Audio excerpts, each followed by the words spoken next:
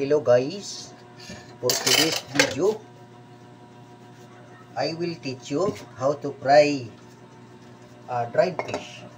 First is you should have this type of pan and let it bangga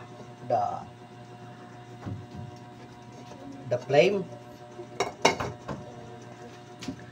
and if the pan is very hot already, not yet, so we will blow the blower.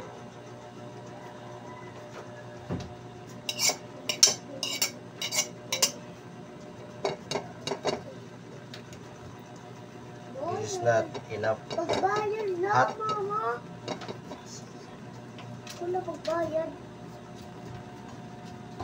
Okay, the video is not clear.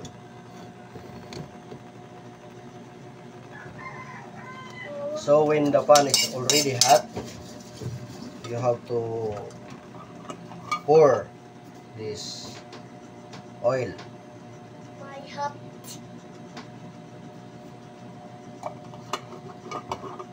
Then let us wait so that it will boil.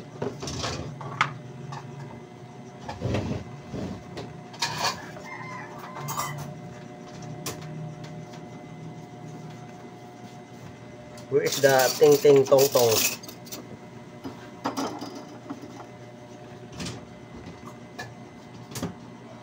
Thank you.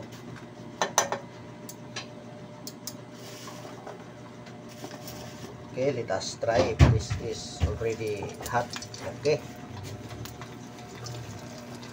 put the dry fish like this. Okay,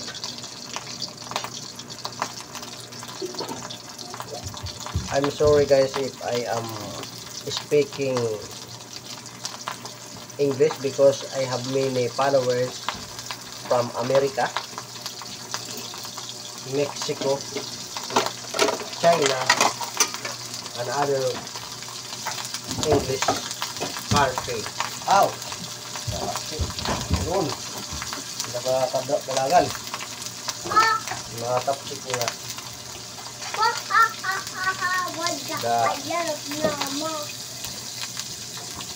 The oil is tapsiking.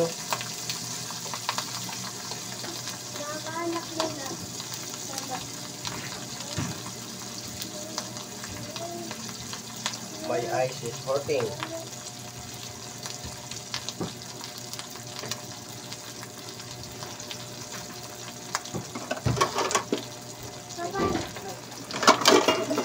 So this is already covered, so let us kuha na.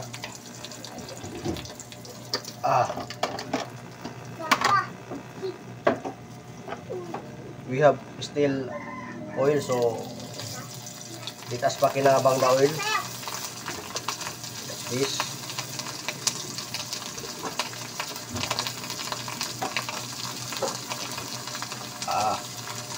Very tapsiking, not good. We don't have takop because the takop is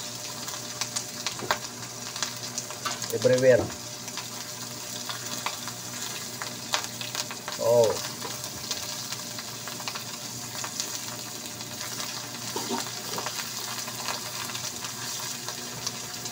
the oil is already black because of the high temperature. Let us do this.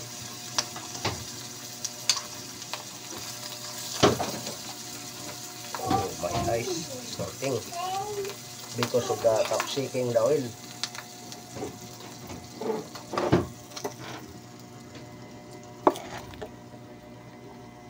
Sinap na kay sunog na ang oil. Okay.